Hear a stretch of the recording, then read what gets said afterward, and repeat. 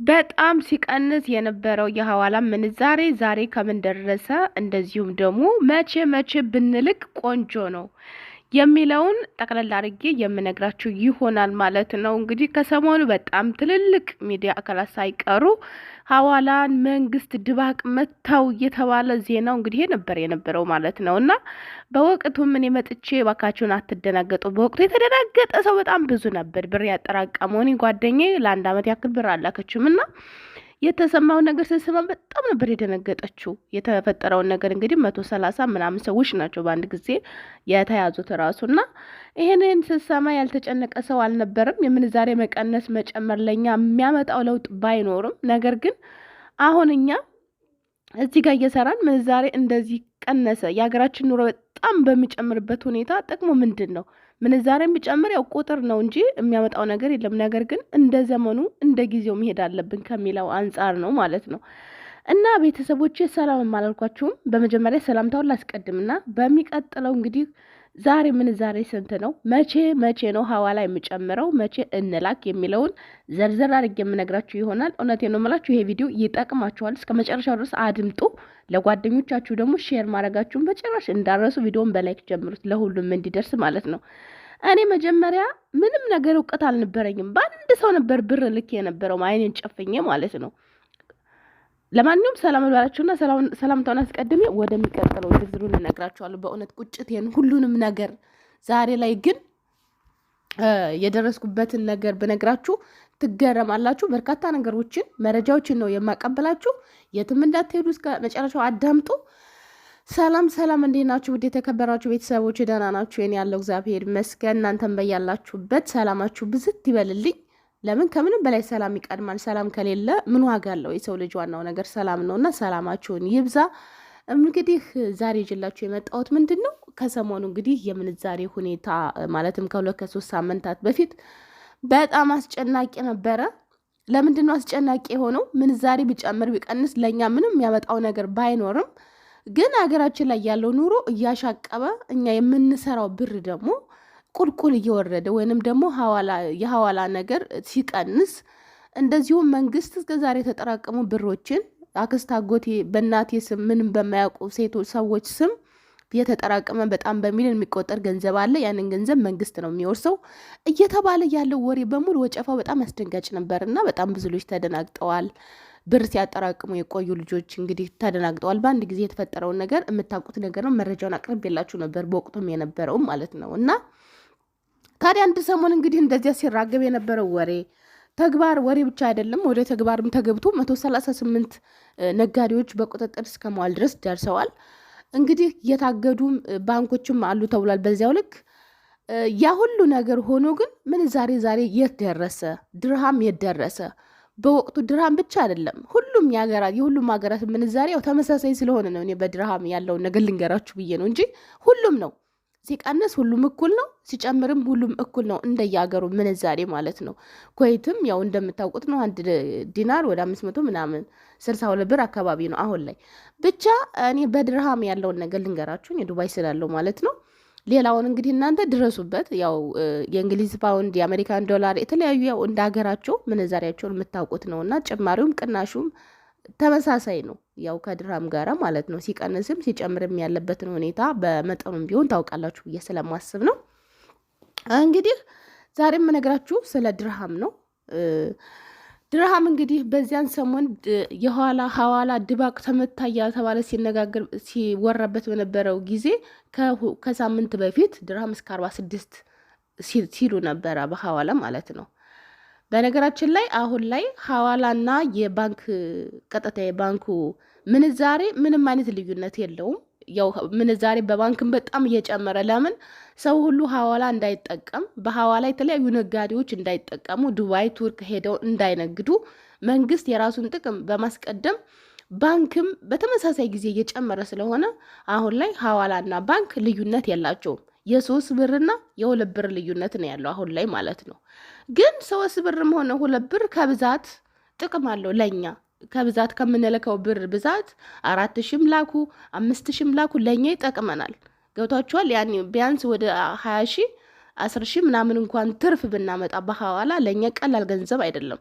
ምክንያቱም አንድ ዳቦ ቤት ብትሄዱ ወይንም ደግሞ የሆነ እቃ ልግዛ ብትሉ የአንድ ብር ዳቦ ለምሳሌ እንደው አሁን ያለበትን ሁኔታ ባላውቅም ኢትዮጵያ ውስጥ እንደው 5 ብር ብለን እንያዘውና 4 ብር ከ50 ይዛችሁ ያቺ 50 ሳንቲም ጎደለችባችሁ በአንድም በሌላ ይሆን የተፈጠረውን ነገር አናውቅም እንበል።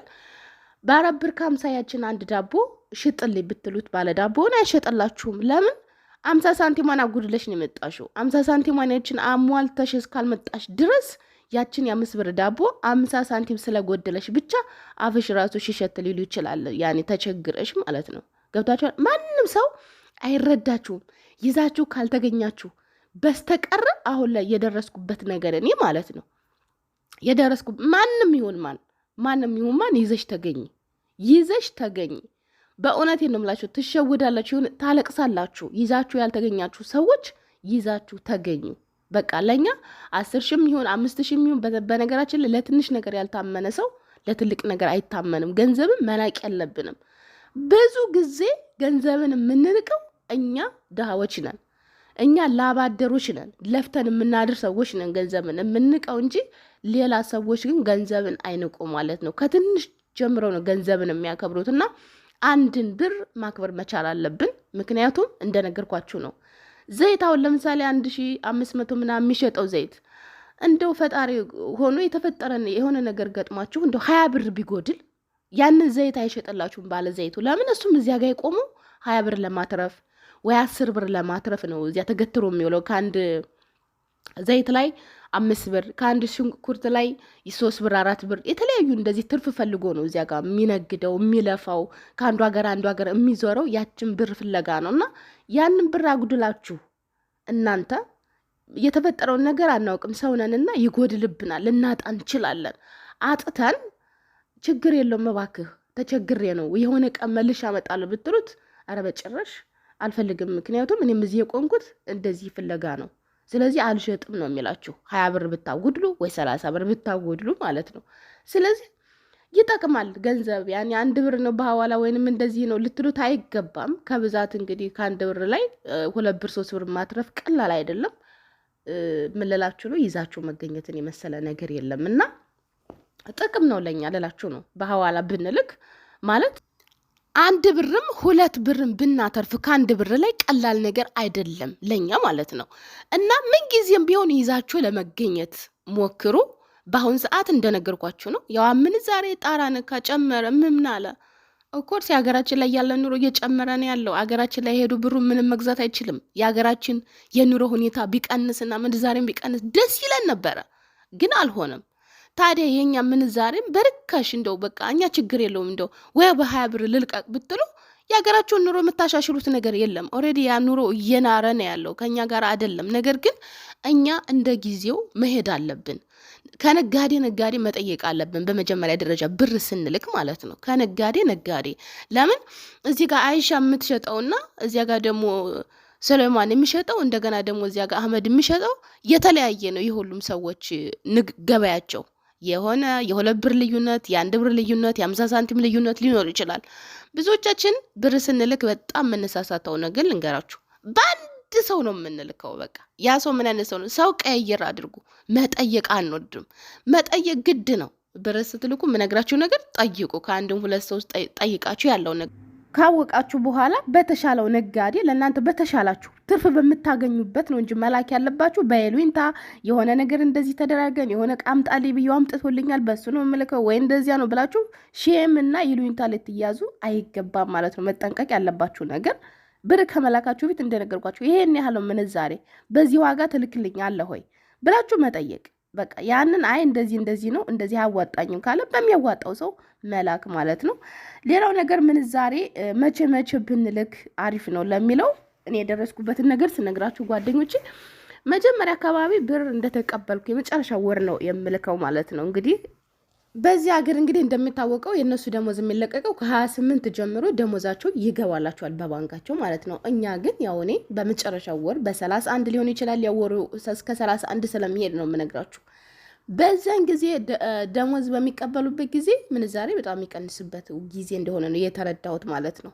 አሁን የገባኝ አሁን የምልክባቸው ሰዎች አሁን በዚህ ሰዓት ምንዛሬ ይቀንሳል፣ ሳምንት መጠበቅ ትችያለሽ ወይ እስከ ማለት እኔ ደግሞ ምንም ያህል ልዩነት አለው የተወሰነ ማለት ስነግራችሁ ቢያንስ እንደው የሳንቲሞች ልዩነት ሊሆን ይችላል በሚል በተለያየ ምክንያት እልካለሁኝ። አሁን ግን ያለውን መረጃ ሳጣራ እኔ መጨረሻ ወር በ30 በ31 በ32 እንደዚያ በአንድ በሁለት ነው የምልከውና ምንዛሬ በጣም አሪፍ የሚሆነው መላክ ያለባችሁ ነገር ያረጋገጥኩትን ነው የምነግራችሁ። በፈረንጆች በ13 በ14 እስከ 15 እነዚህን 3 ቀናቶች በደንብ አጥንታችሁ መያዝ አለባችሁ። በእነዚህ ቀናቶች ምንዛሬ በጣም ቆንጆ የሚሆንበት ጊዜ ስለሆነ በዚህ ጊዜ እንድትልኩ አሳስባችኋለሁ ማለት ነው። የሞከርኩትን ነው የምነግራችሁ። የአንድ ብርና የሁለት ብር ልዩነት አትናቁት። የ50 ሳንቲም የ30 ሳንቲም እንኳ ትርፍ ለኛ ከአንድ ብር 30 ሳንቲም ሁለት ብናተርፍ ቀላል ነገር አይደለም እንደነገርኳችሁና እኔ ያወቅኩትን ነገር ለእናንተ ለማሳወቅ ምንም አልሰስትም። ይዤ ወደ እናንተ ነው የምሮጠው። ለምን ከጠቀማችሁ ብዬ ነው። ምክንያቱም ስለሚጠቅምም ለምትጠቀሙበት ሰዎች ይህን መረጃ አድርሻለሁኝ። እናንተ ግን ለሚመለከተው አካል ሼር ላይክ ማድረጋችሁ በጭራሽ እንዳረሱ። በሌላ ጊዜ እንግዲህ በጣም በተደጋጋሚ የተጠየቁ ጥያቄ ምንድን ነው ወደ ሀገር ስንገባ ስንት ብር ይዘን መግባት እንችላለን ኤርፖርት ላይ ፍተሻው ምናምን የሚለውን ነገር ጠይቃችሁኛል። እሱን በሚቀጥለው ቪዲዮ ይዤላችሁ እመጣለሁ። አሁን ጓደኛዬ ገብታለች፣ ያለው መረጃውን አጣርቼ ይዤላችሁ እመጣለሁ ማለት ነው። እስከዚያው እስከምንገናኝ ድረስ በያላችሁ በሰላማችሁ ይብዛልኝ። ቻው